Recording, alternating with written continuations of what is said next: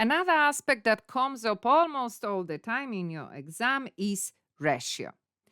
Let's have a look. The fertilizer is made up of 3 ingredients, A, B, and C. Doesn't matter what they name are, in the following ratios. And then we have 1 to 3 over 2 to 5 over 3.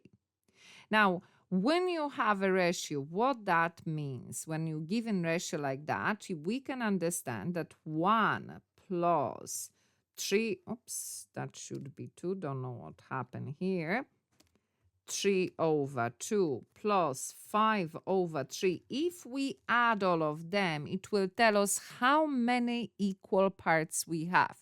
So in this case, if we put that in the calculator, 25 over 6 equal parts. And I know that once we see fraction, we kind of get confusing.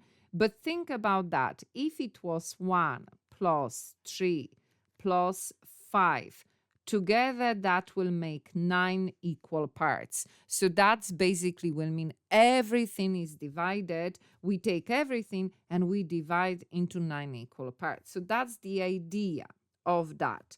Okay, so we need to work out the number of milliliters of B in 1 liter. Well, first of all, we need to know what's the story with liters and milliliters. So 1 liter, that is 1,000 milliliters. So that's one knowledge we need to have. So basically, we are asking ourselves about 1,000 in 1,000 milliliters. How many B am I going to have? Okay. So how do we do that calculation? So we are saying that out of everything, we pick a part, isn't it? That's the idea. Like I'm always saying with the fraction, out of the whole cake, we take a slice. Okay. So what is the whole cake in this case?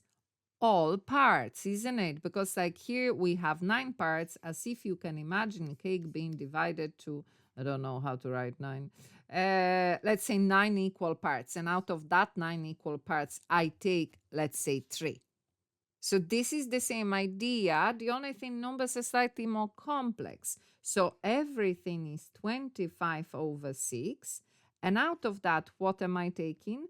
3 over 2. So out of all the parts, that's the part I am taking. Okay.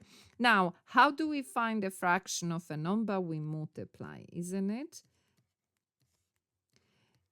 In your calculator, if you don't want to build fraction upon fraction, what you can put here, you can say 1,000 multiply, and you can write fraction 3 over 2 divided by 25 over 6. Because a fraction line here means divide. So it is the top divided by the bottom. And then again, we just put that in the calculator and we get the answer that is 360 milliliters. That's what it is.